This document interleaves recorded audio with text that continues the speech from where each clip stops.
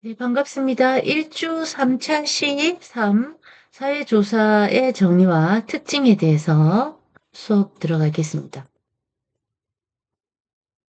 네, 사회조사의 정의입니다. 조사는 영어로 research라고 합니다.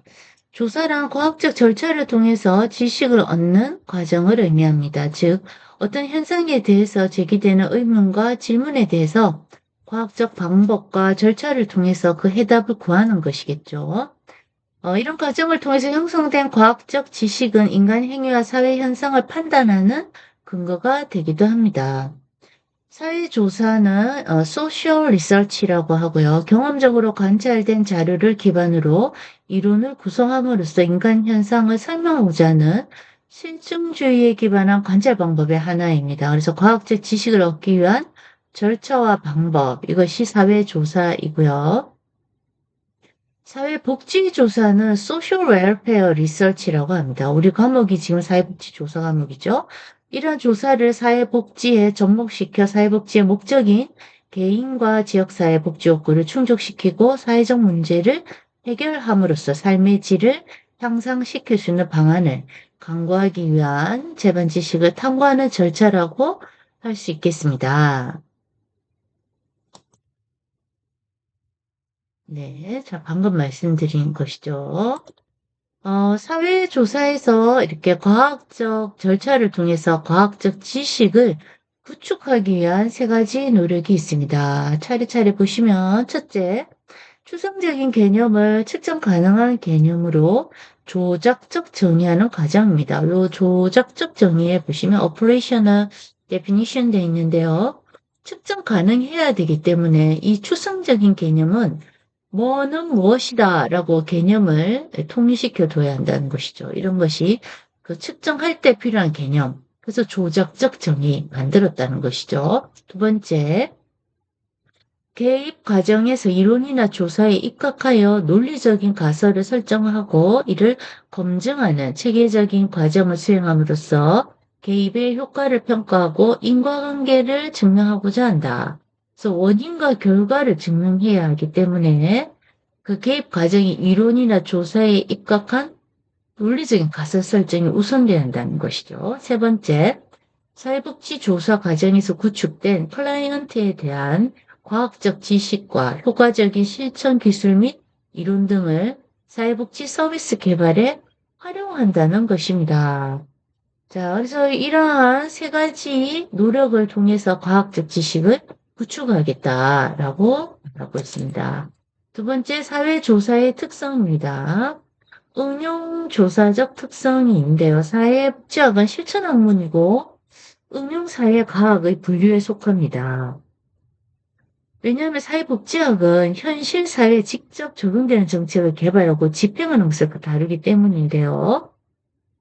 사회복지조사는 실제 문제에서 출발하고 그 목적은 사회복지 프로그램을 계획하고 수행해 나갈 수 있는 실천에 활용되어질 수 있는 그 지식을 산출해내는 것입니다. 또한 사회복지조사는 현상에 대한 지식을 탐구하는 자체가 목적이 되는 순수 조사와 달리 이론에서 어떠한 형태로든지 실천적 요소가 도출돼야 합니다. 물론 지식을 습득하는 그 자체가 순수 조사의 성격을 가지고 있지만 이를 넘어서 사회 문제를 해결하기 위해 수행된다는 점에서 또 응용 조사의 특성이 더 강하다고도 할 수 있습니다. 예를 들어서 정신장애인의 주거 형태와 자립생활에 관련된 연구를 진행하는 경우에 대상자의 주거 및 자립생활에 관련된 실패와 욕구를 파악하고 주거 형태가 자립생활에 미치는 영향 등을 실증적으로 연구할 수 있다고 하면 이것을 통해서 지역 내 정신장애인들의 주거 문제의 심각성이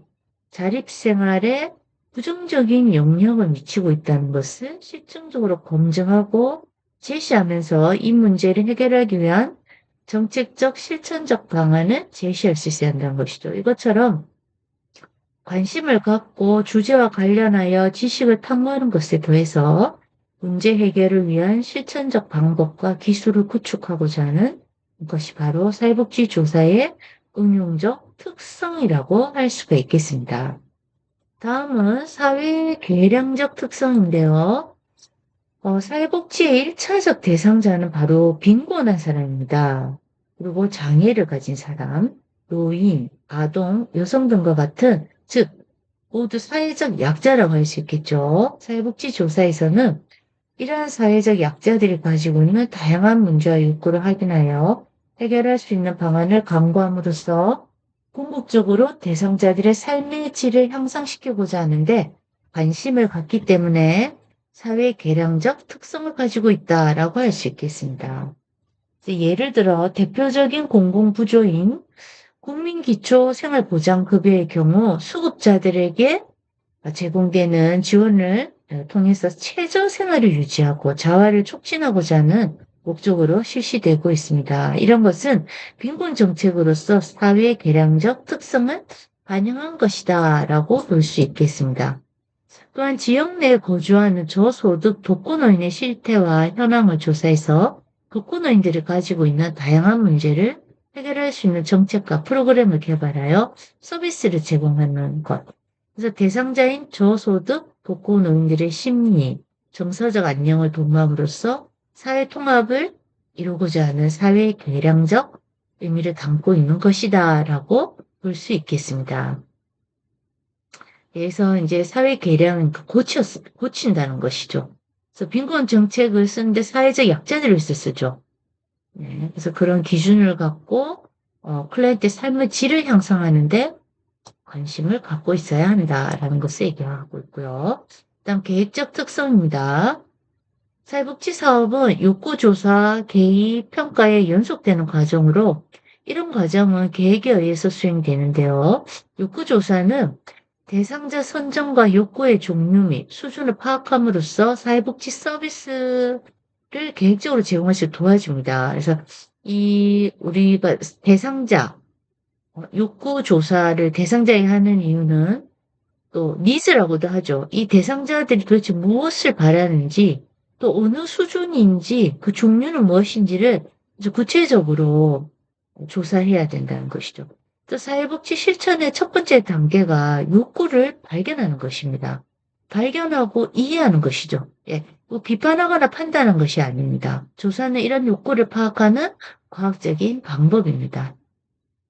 예를 들어서 노인의 취업 문제가 지역 내 주요 문제로 대두되고 있다면 이 취업 문제를 해결하기 위해서 노인의 취업 실태와 함께 노인의 취업에 대한 욕구 조사를 먼저 해야 된다는 것이에요.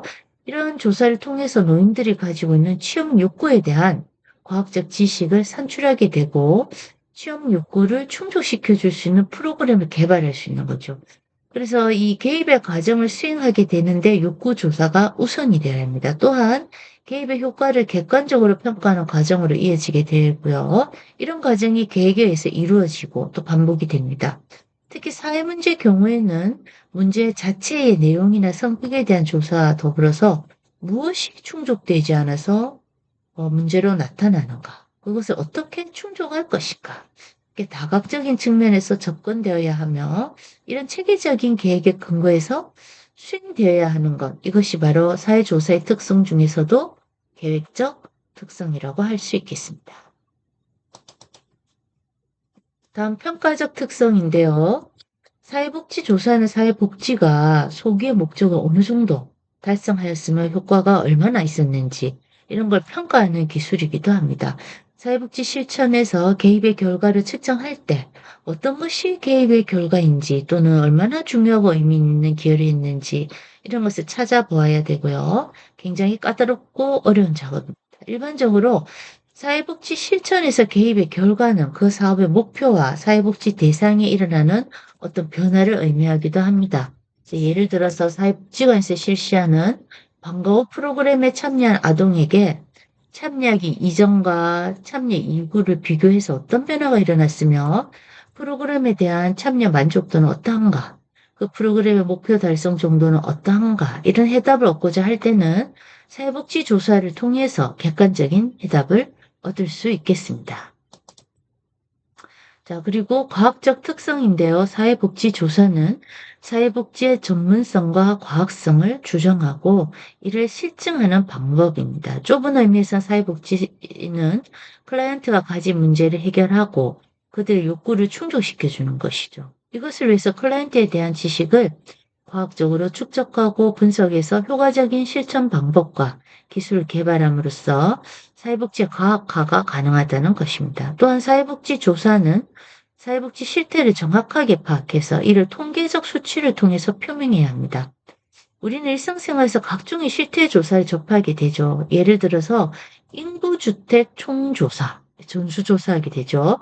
각종 여론조사, 지역사회복지 욕구조사, 선거기간에 접하게 되는 전화조사와 출구조사, 뭐 이런 것들이 다 해당이 되겠어요. 이런 실태 조사는 대규모 설문조사 형태로 실시가 되고요.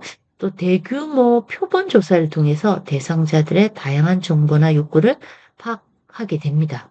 그래야만 통계적 수치로 정리해서 발표하게 되겠죠. 이처럼 사회복지 조사는 다양한 복지 실태를 과학적 절차를 통해서 파악하고 분석하여서 제공하게 됩니다. 이게 우리가 일반화하기 위해서는요, 이렇게 조사를 할 때 그 표본이 많아야 할까요? 적어야 할까요? 더 신뢰하기 위해서는 표본이 훨씬 많아야 합니다. 그래서 1000명이 아니라 10,000명, 10,000명이 아니라 10만 명 이렇게 표본이 크면 클수록 그 조사를 신뢰할 수 있는 거죠. 네, 다음은 네 번째 사회조사의 유용성과 제한점 되겠습니다. 사회복지조사의 유용성. 예, 첫 번째 사회복지의 과학적 기초를 형성한다. 두 번째 과학적 실천을 가능하게 한다. 세 번째 사회복지 이론과 기술체계 구축에 유용하다. 사회복지의 책임성을 제고한다. 이렇게 차례대로 보도록 하겠습니다. 그래서 사회복지조사의 유용성, 1. 사회복지의 과학적 기초를 형성한다. 사회복지학은 실천을 강조하는 경험과학이면서 실제 생활에 적용하기 위한 지식을 도출하는 응용과학입니다. 예, 그래서 경험과학이면서 응용과학이다. 보시면 되겠고요. 사회복지학 경우에는 인간의 복잡한 내면과 행위를 대상으로 하기 때문에 다양한 욕구와 문제를 다루게 되고 또 이것을 해결하기 위해서 어때요? 다양한 학문적 접근이 필요합니다. 또한 사회 현상을 설명하는 데 필요한 다양한 요인들에 대해서도 예방체계적 관점을 전제로 하기 때문에 확률적으로 인과관계를 설명해야 합니다. 이로 인해서 일부에서는 사회복지학의 과학적 접근에 대한 의문을 제기하기도 합니다. 사회조사는 사회 현상에 대한 과학적 절차를 수행함으로써 사회복지 실천의 토대가 되는 지식을 확장하고 정리하는 데 초점을 두고요. 이것을 통해서 사회복지 지식을 보다 과학화 또는 학문화하는 기능을 수행하기도 합니다. 또한 조사 연구를 통해서 사회복지 실천 개입 효과를 측정하고 서로 다른 개입 간에 결과적으로 어떤 상관관계를 초래하게 되는가를 밝혀야 합니다. 사회복지의 과학적 기초를 형성하는 데 기여하는 것이죠. 네, 두 번째 과학적 실천을 가능하게 한다. 사회조사의 목적은 사회복지 대상에 대해서 적절한 도움을 제공하기 위한 사회복지 프로그램을 계획하고 수행해 나가는데 활용될 수 있는 지식을 산출하는 데 있습니다. 이런 목적을 달성하기 위해서 사회복지 전문가들은 과학적 실천 활동에 대한 객관적인 자료를 수집하고 계획을 세우며 효과성을 평가하기 위해서 조사 방법론을 활용합니다. 이러한 과정을 통해서 조사 과정에서 논리적으로 설정한 가설과 문제의 연관성을 찾아내고 인과관계를 검증하여 이론과 접목시킴으로써 과학적 실천을 가능하게 한 것이죠.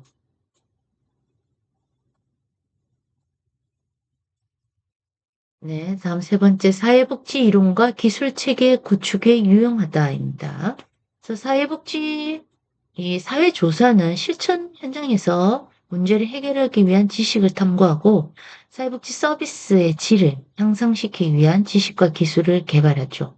또 새롭고 효과적인 사회복지 실천 개입 방법을 개발하기 위해서 개인과 지역 주민의 복지 욕구를 분석하고 클라이언트의 임상 자료를 체계적으로 수집하는 데 조사 방법들을 활용하고 있습니다. 이것은 사회복지학의 응용 학문적 특성을 반영하는 것으로 다른 사회과학 연구와는 다르다고 할 수 있겠습니다.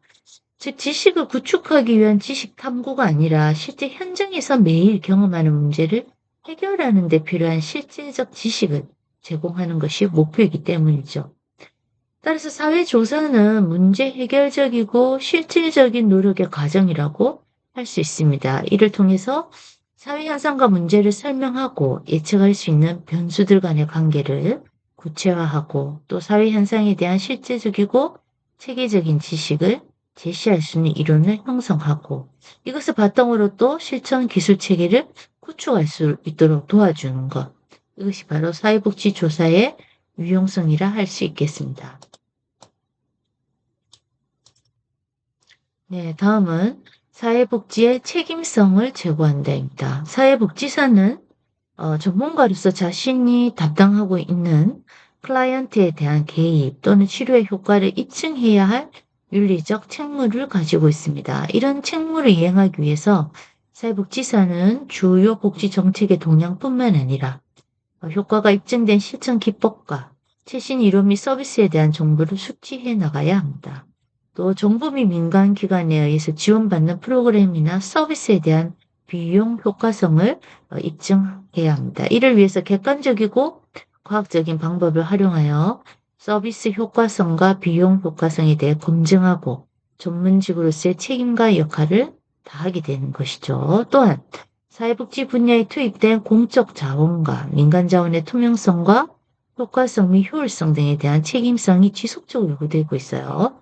사회복지기관 차원에서 평가를 통해 효과적이고 효율적 운영을 객관적으로 증명할 수 있어야 합니다. 이것을 위해서 우리가 평가조사를 하게 되는 것이죠. 평가조사를 통해서 또 예산을 포함해서 인적 물적 자원의 사용과 기관의 목적을 얼마나 달성했는지 등에 대한 효과성과 효율성을 평가해서 바로 책임성 이행의 근거를 마련해 두는 것입니다. 다음은 사회조사의 제한점인데요. 우리가 윤리에 대해서 많이 얘기하고 있습니다. 그래서 사회조사에서의 윤리 문제 무엇이냐 보겠습니다. 또 사회복지사 1급을 준비하시는 분은 윤리 문제 한 문제 정도가 늘 등장하고 있기 때문에 외우기보다 이해를 잘하시면 누구나 맞출 수 있는 문제입니다.